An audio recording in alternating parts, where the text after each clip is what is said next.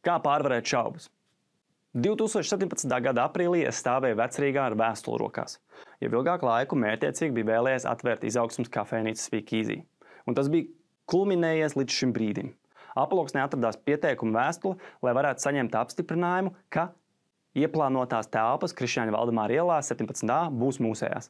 Jau vairākas reizes biju šīs telpas apmeklējis un prātā pārcilājis, vai tiešām vēlos tajās atvērt kafejnīcu. Tur bija jāiegulda ļoti daudz darba, jo iepriekšēji īrnieki šķiet kāds 20 gadus nebija taisījuši remontu. Kafejnīcas telpas sienas bija salātzaļā krāsā un grīdu klāja neglītas flīzes. Telpu aizmugurē atradās vēl 4 biroja telpas, un viena no tām bija pārņēmis pelējums, un no griestiem bija nokritušas lampas. Nemaz nerunājot par pagrabu, kas nebija remontēts kopš dziļiem padomju laikiem.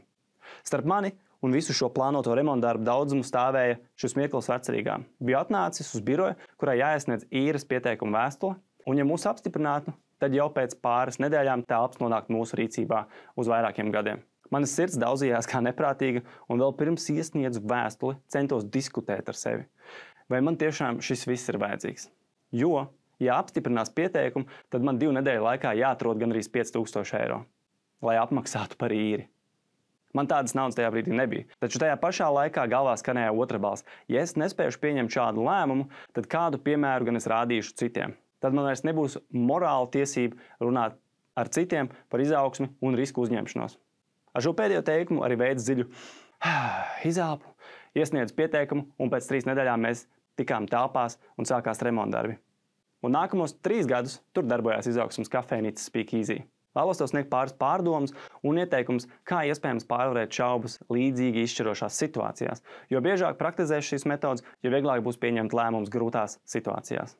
Izmanto analītisko pieeju. Izpēti savus šaubas, lai saprastu, kas īsti tevi satrauc un par ko tieši neesi drošs. Analizēsi savus šaubas un iemeslus, kas to izraisa. Izmantojiet loģiku un racionālu pieeju, lai pārbaudītu šaubu pamatotību. Pārunā savus šaubas ar draugiem vai ģimeni. Bieži vien viņu viedokļi un padomi var palīdzēt pārvarēt nedrošību un gūt skaidrību. Taču būsim atklāti, ne visi draugi, ģimenes locekļi centīsies tevi saprast. Viņi pat var atraidīt vai mēģināt atrunāt tevi no iecerēm. Dažreiz tas ir labi, taču citreiz tas var būt slikti. Tāpēc ir vērts parunāt ar vēl kādu cilvēku, piemēram, skolotāju. Iespējams, var atrast kādu mentoru, koču, uzņēmēju vai citu tavuprāt uzticamu cilvēku. Meklē pierādījumus. Tas varētu palīdzēt rast atbildes uz šaubām. Lasi grāmatas, izpēti pieejamo statistiku un pētījumus, kas attiecas uz tavām šaubām.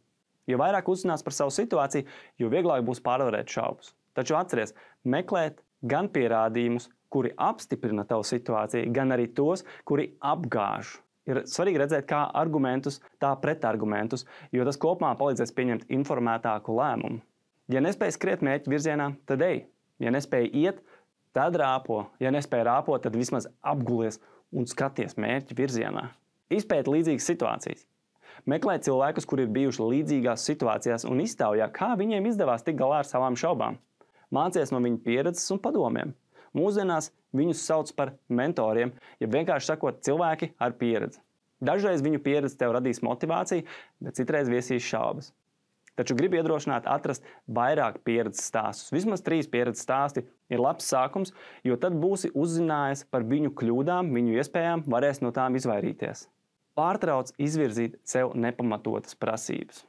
Bieži vien šaubu situācijām mēs radām spiedienu, ko uzliekam sev paši. Atceries, ka neviens nav pilnīgs un pieņem sevi ar visām savām vājībām un kļūdām. Atgādini sev, ka dari labāko, kas ir tavos spēkos, un arī tas katru dienu iespējams atšķirsies. Jo labākais, ko varēja vakar, šodien varbūt nepadodas tik labi, vai otrādi. Izmanto optimistisku pieeju. Atrod pozitīvus aspektus esošajā situācijā un sevī. Koncentrējies uz to, ko vari paveikt un cik tālu esi nonācis, nevis uz to, ko nevari darīt. Ir sens teiciens par fokusēšanos uz to, ko var kontrolēt, un paļaušanos, ka Dievs, visums vai kas cits, kam tici, nokārtos pārējo. Un vēl vari cerēt, ka tev un man ikdienā būs pietiekoši saprāta, lai saprastu, kur ir robeža. Spēr nelielus soļus. Sāc ar mazām darbībām, lai pakāpeniski pārvarētu savus šaubas. Nelieli sasniegumi var palīdzēt palielināt pašpārliecību un mazināt šaubas. Kas ir mazākais iespējamais solis, ar kuru vari turpināt virzīties uz priekšu? Uzdevums. Iedomājies kādu no savām idejām un atbildi uz šo jautājumu. Kas ir mazākais iespējamais solis, ar kuru tu vari turpināt virzīties uz priekšu? Ja solis ir pietiekoši viegli izdarāms, tu visticamāk to darīsi. Bet, ja darīt vēl negribas, iespējams solis nav pietiekoši mazs. Sadal to vēl mazāku.